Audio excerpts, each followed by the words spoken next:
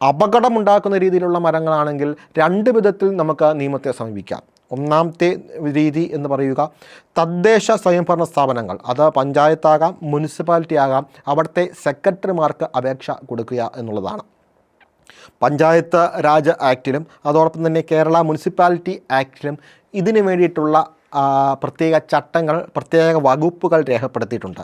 അതനുസരിച്ച് പഞ്ചായത്ത് സെക്രട്ടറിക്ക് കൊടുക്കുമ്പോൾ അവർ അന്വേഷണം നടത്തി ഇത് ആവശ്യമുള്ളതാണ് എന്ന് കണ്ടു കഴിഞ്ഞാൽ ഈ എതിർകക്ഷിക്ക് നോട്ടീസ് അയക്കുകയും പ്രൊഫഷണലായിട്ട് ഇത് വെട്ടണം എന്നൊരു നിർദ്ദേശം കൊടുക്കുകയും അവർക്ക് മറുപടി കൊടുക്കുവാനായിട്ടുള്ള അവസരം കൊടുക്കുകയും ചെയ്തു.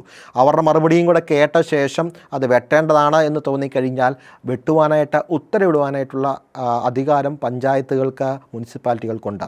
ഇനി അത് വെട്ടിമാറ്റുന്നില്ല എങ്കിൽ പഞ്ചായത്ത് തല ട്രീ കമ്മിറ്റികൾ അല്ലെങ്കിൽ പഞ്ചായത്തിൻ്റെ നേതൃത്വത്തിൽ അത് വെട്ടിമാറ്റാനായിട്ട് പഞ്ചായത്തിന് അധികാരമുണ്ട്. അങ്ങനെ വെട്ടിമാറ്റുന്നതിന് പഞ്ചായത്തിനുണ്ടാകുന്ന ചിലവ് നമ്മിൽ നിന്ന് ഈടാക്കിയെടുക്കുവാൻ, ആരുടെ മരമാണോ അവരിൽ നിന്ന് ഈടാക്കിയെടുക്കുവാനും പഞ്ചായത്തിന്, മുനിസിപ്പാലിറ്റിക്ക് അധികാരമുണ്ട്. അത് നമ്മൾ കൊടുത്തില്ല എങ്കിൽ ജപ്തി നടപടികൾ, റവന്യൂ റിക്കവറി നടപടികൾ നമ്മുടെ വസ്തുവിൽ ചുമത്തുവാനായിട്ടും പഞ്ചായത്തിനും മുനിസിപ്പാലിറ്റിക്കും അധികാരമുണ്ട് എന്നറിയുക.